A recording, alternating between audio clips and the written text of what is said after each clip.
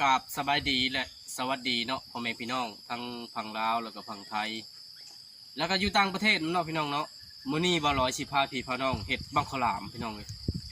ว่าตอนนี้บ่ร้อยสิพาพี่พาน้องเฮาไปตัดไม้ทุกคนเนาะตัดไม้มาเฮ็ดบังข้าวหลามเนาะไปตามไปนำกันทุกคน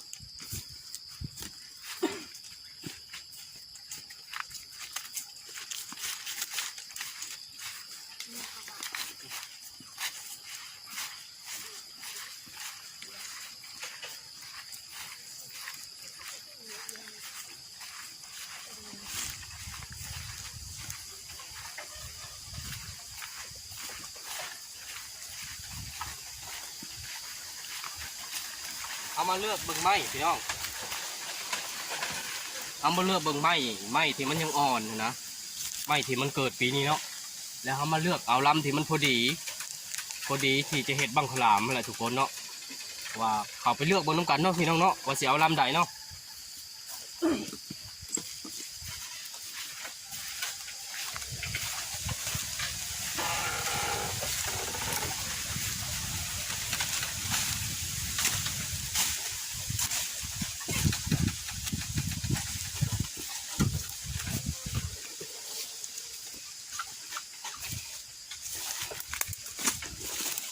โอ้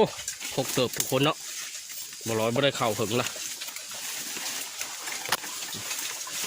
เราต้องเอาเป็นไม้ไปบ้านเลยพี่น้องเลยไม้ไปบ้านเนาะแต่ว่าไม้ไปบ้านกะบ่ทันแก่คักปานใดพี่น้องคันได้ก็ให้มันแก่จักหน่อยก่อนเนาะตัวนี้ของบ่ทันแก่คักทุกคนเลยแต่ว่าบ่ร้อยหาสิเลือกเอาล้ำนี่พี่น้องร้อยสิเลือกเอาล้ำตัวนี้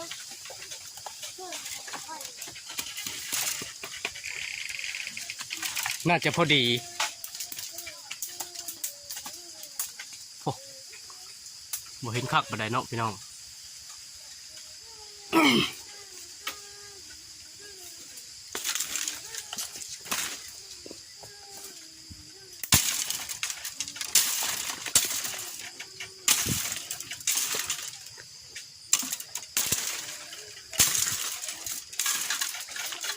ในรายกะเห็ดบังข้าวหลามกินเห็ดบังข้าวหลามกินแซ่บๆเหมือนกันเนาะทุกคนเนาะ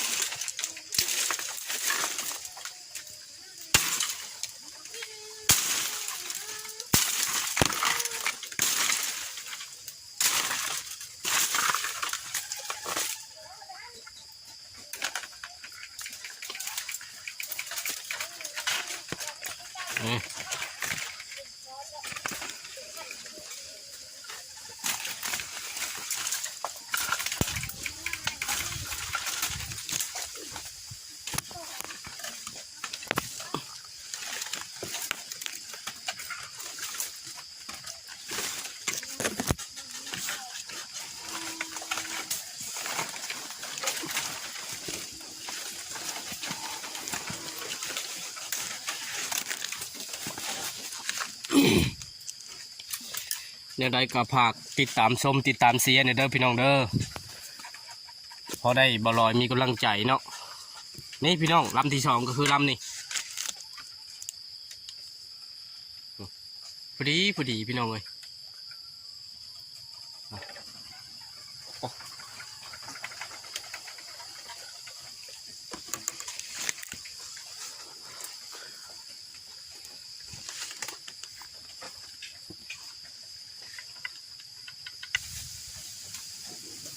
ตัดก่อนพี่น้อง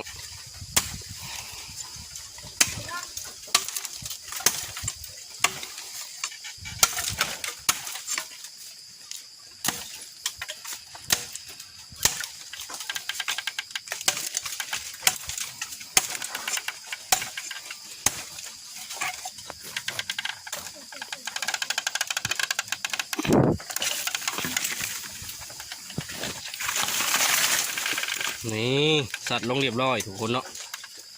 น่าจะพอดีนี่พี่น้องลำสำนีมันสิเป็นจี้อ่ะครับแบบพี่น้องเลยเนาะคำมันอ่อนหลาย มันอ่อนหลายมันสิบ่เป็นจี้อ่ะได้ทุกคนเราต้องเอาลำสำนีพี่น้อง รอติดตามต่อไปพี่น้องว่ามันสิเป็นจังใดเนาะเขาต้องเฮาสิกะเกมเฮ็ดบังข้าวหลามเนาะพี่น้องเฮาก็กำลังมาอยู่เดี๋ยวนี้เนาะหรือว่าแช่น้ำไว้ซะก่อนพี่น้องเนาะเข้าที่เฮาสิกะเกมเฮ็ดบังข้าวหลามนั่นแหละ มาให้มันในให้มันอ่อนซะก่อนพี่น้องเว้ย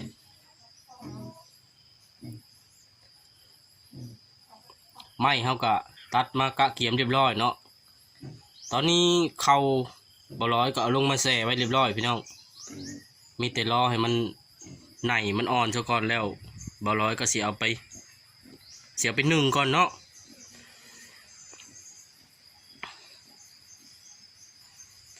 ก็มีแต่ให้พี่น้องรอติดตามชมต่อไปถ้าผู้ใดบ่ทันเป็นเห็ดบังข้าวหลามพี่น้องเอ้ยเบิ่งคลิปบ่ร้อยรับรองเป็นแน่นอนเนาะ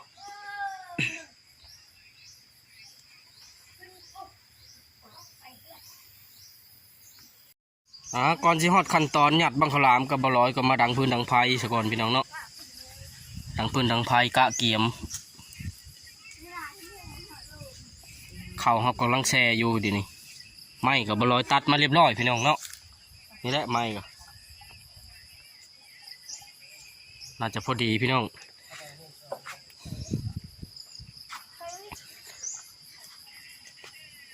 ดังไฟก่อนพี่น้องเอ้ยรอให้ไฟมันติดซะก่อน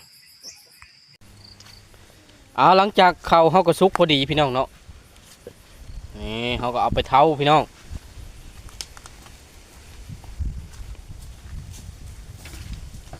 เย้านี่เท้าใส่นี่พี่น้องเอ้ยใส่กระชามเนาะออกนี่ตัวนี้มันมีดำโบก็อะไรโบก็เอาไม่ได้นะใส่บ่วงพี่น้องใส่บ่วงคนไปคนมามันเย็นเนาะหรือว่าไม่เอาไม้กระด้ามไม่ยังก็ได้พี่น้องเลยกระด้ามอะไรดีนะเฮ้ย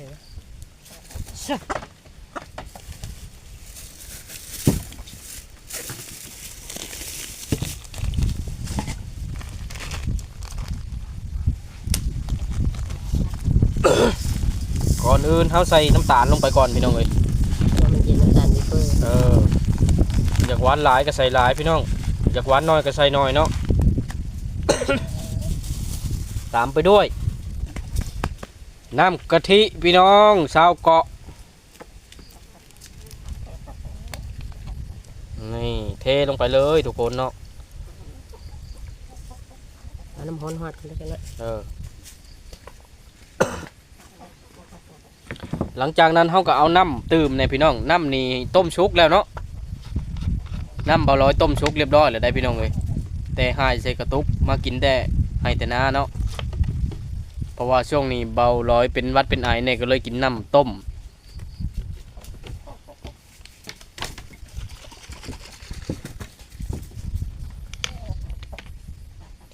นี่ตื่มน้ำลงไป หลังจากนั้นก็เอาบ่วงค้นพี่น้องเลยค้นเข้ากันมันทั่วๆเนาะนี่ทั้งน้ำตาลทั้งกะทิพี่น้องเลยค้นเข้าใส่กันเนาะ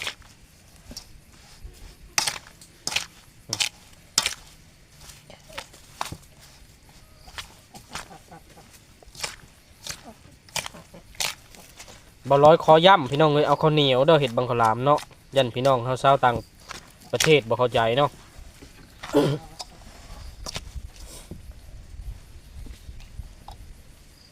คนมันทั่วๆพี่น้องเนาะ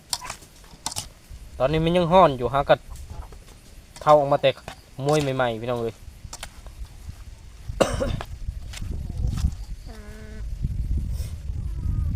บ่ได้ไปทางใดพี่น้องอยู่ให้อยู่หน้าคือเก่าบ่ลอยเนาะอยู่กับธรรมชาติพี่น้องมีสายลมผัดวอยมาเนาะ เบิ่งอีกแบบหนึ่งก็อยากย่างเขาคืออยากฮอดเดือน11 12เลยพี่น้องเลยมันมีสายลมผัดผ่านเนาะเย็นสบายทำให้กระด้ามมากระโลนก็ได้ไม่ได้หอยไม้กระด้ามคักๆก่อนพี่น้องเลยล้างมือก่อน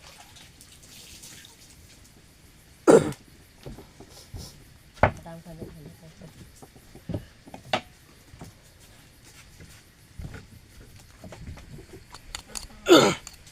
เอาบวงขล้นบคักพี่น้องเลยหาใบกระด้ามเนาะนี่ใบกระด้ามมาคนมันจึงสะใจเพิ่นว่าเนาะจำนวนหนึ่งก็เหี่ยไปน้ำมาปั่นให้ไก่กินน้ำทุกคนเนาะ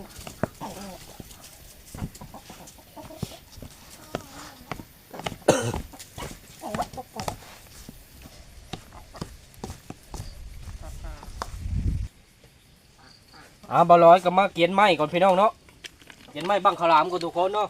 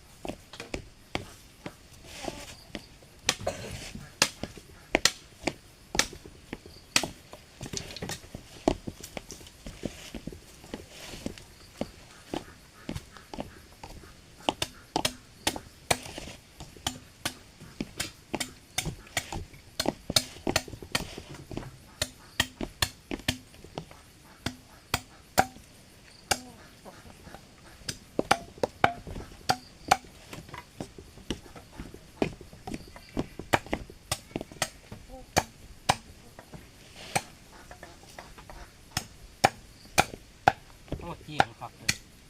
ใบแก่แล้วเด้มันยังเป็นจี้เนาะว่ามันยังแซ่บแต่มันบ่เป็นจี้มันก็บ่แซ่บตัว เกี่ยงงามพี่น้องเลย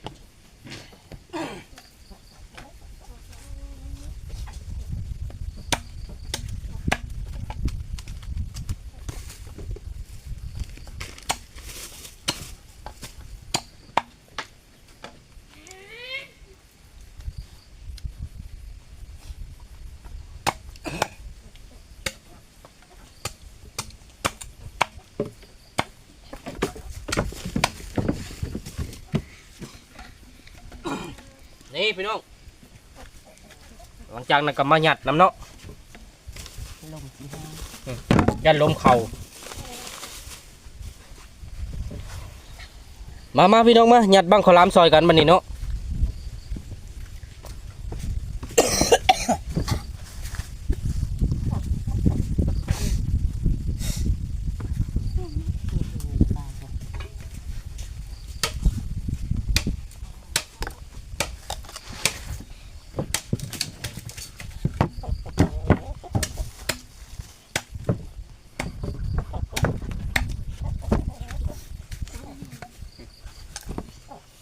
เอาบักใหญ่ๆพี่น้องมันจึงอิ่มเนาะ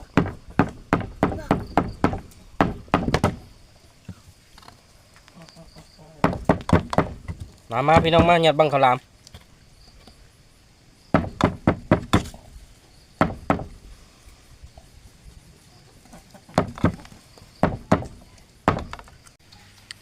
เอาหลังจากเขาหยัดได้หลายเลยทุกคนเนาะเขาก็มาเริ่มมาเผาได้พี่น้องบัดนี้เนาะเผาบังขลาม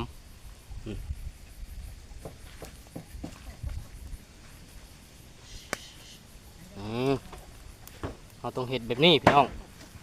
ลมพัดกังใดเขาก็ต้องเห็ดห่างเขาต้องอิงเป็นทางนั้นเนาะเขาต้องเผาแบบใจเย็นๆทุกคนมันเจี้ยมันจึงได้งามเนาะ เขาเห็ดไผ่แห้งหลายมันก็บริเจี้ยได้พี่น้อง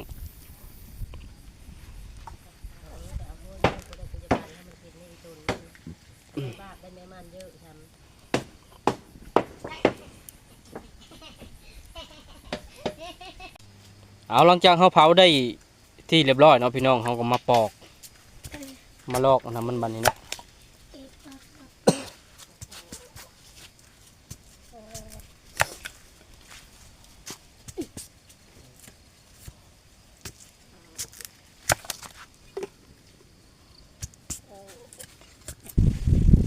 หลังจากเขาปอกเปลือกพี่น้องเขาก็มาลอกเนาะนี่เขาก็มาแกะเทละน้อยพี่น้องเลย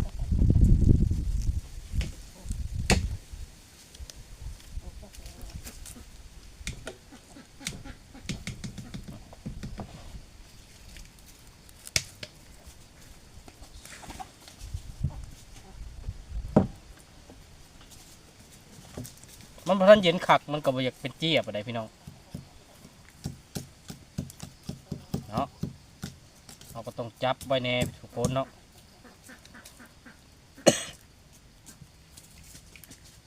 ช่วงนี้อากาศเปลี่ยนแปลงพี่น้องบ่ร้อยก็เป็นไอแน่เนาะ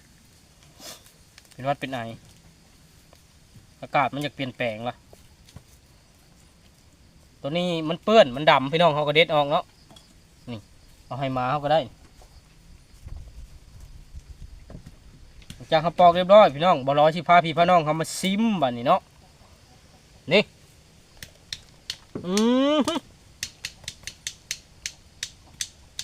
แซ่บพี่น้อง